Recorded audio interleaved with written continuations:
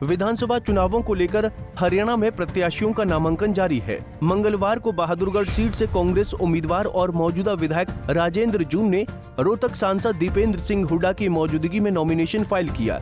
नामांकन से पहले हुड्डा ने भव्य रोड शो किया, जिसमें भारी संख्या में भीड़ जुटी।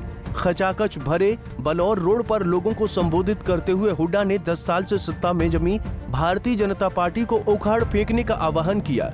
हरियाणा के आदमी को उलझा दिया, आम आदमी को उलझा दिया, पहचान पत्रों में, आईडियो में, पोर्टल में हरियाणा के नौजवान को उलझा दिया और कच्ची भर्तियों में सारी भर्ती खा गए कि नहीं खा गए 5 साल तक। और फौज की भर्ती भी कच्ची कर दी, फौज की भर्ती भी कच्ची कर दी, फौज में भी अग्निपथ योजना ले आए। तो अब ये 10 साल का संघर्ष, 10 साल का संघर्ष इनके साथ आपने और हमने सही ताकतों से लड़ाई लड़ने में ना आपने कदम पीछे हटाया, ना हमने कदम पीछे हटाया।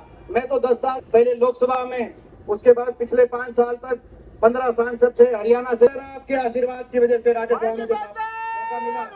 इस बार तो 5 सांसद वहां खड़े हो गए लोकसभा में, लेकिन 10 साल तक इस तानाशाही ताकतों के आगे बहुत बड़े बड़े झुक गए, बहुत बड़े बड़े बिक गए। लेकिन आपका ये बेटा आपके आशीर्वाद की वजह। कांग्रेस सांसद ने कहा कि ये चुनाव भाजपा के 10 साल के कुशासन का अंत करने का चुनाव है। राजेंद्र जून की जीत लिए हुड्डा की जीत होगी। उनकी जीत से हरियाणा में भूपेंद्र हुड्डा की सरकार बनेगी।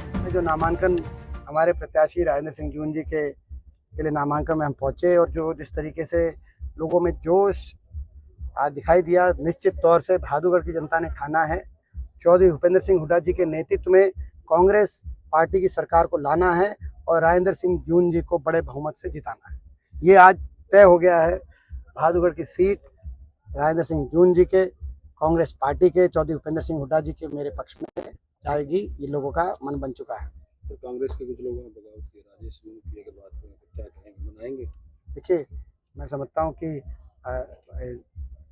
हम तो अपने सभी साथियों को अंत तक मनाने का भी प्रयास करेंगे, इसमें कोई दो राय नहीं है।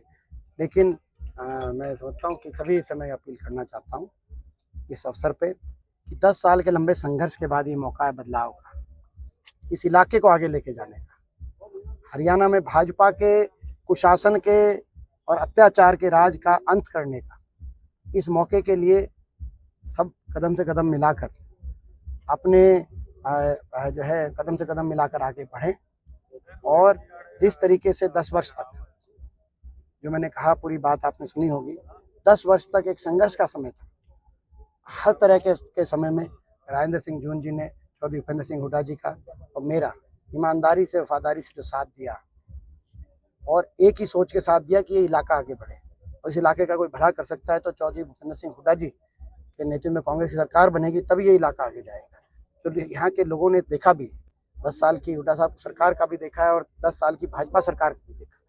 तो इस सोच के साथ वो जो साथ खड़े रहे, तो मैं समझता हूँ कि आज उनको प्रत्याशी के रूप में जो अवसर मिला है, मुझे पूरा विश्वास है जिस ईमानदारी से और जिस वफादारी से उन्होंने हमारा साथ निभाया था, उस विश्वास के साथ बहादुरगढ़ के 36 बिरादरी के लोग भी उनका साथ देने का काम करेंगे।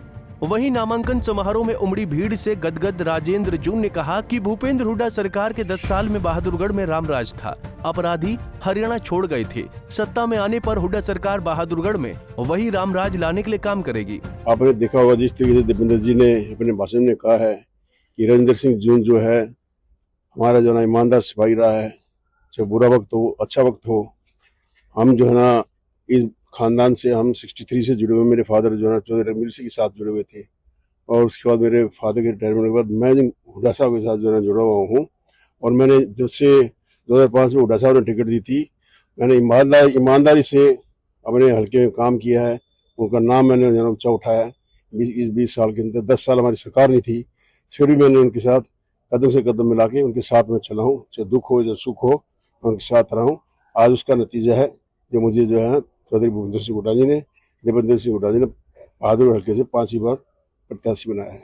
बहादुरगढ़ के लिए अब आपका क्या प्लान है? बहादुरगढ़ के लिए मेरा प्लान ये है कि जो 10 साल में बीजेपी सरकार ने बहादुरगढ़ में कुछ नहीं किया, सारे को विकास नहीं हुए, ठप हो गया सब कुछ, सड़कें टूटी पड़ी हैं, एम्प्लॉयमेंट नहीं है, डकैतियाँ पड़ रही हैं, मर्डर होने लग रहे हैं, बड़ा गुंडा राज जो है बहादुरगढ़ शहर के अंदर चल रहा है।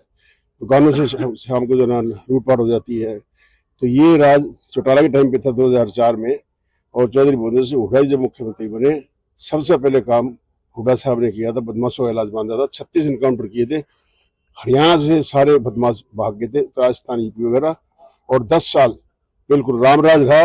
और वही बहादुर के अंदर चौधरी भूपेंद्र सिंह हुड्डा की सरकार बनने के बाद वही रामराज लेके आऊंगा, जो हमारे टाइम पे 10 साल रामराज रहा, वो बहादुर के अंदर रामराज मैं ला के दिखाऊंगा आपको। बता दें कि राजेंद्र जून 2019 से लगातार बहादुरगढ़ से चुनाव लड़ रहे हैं।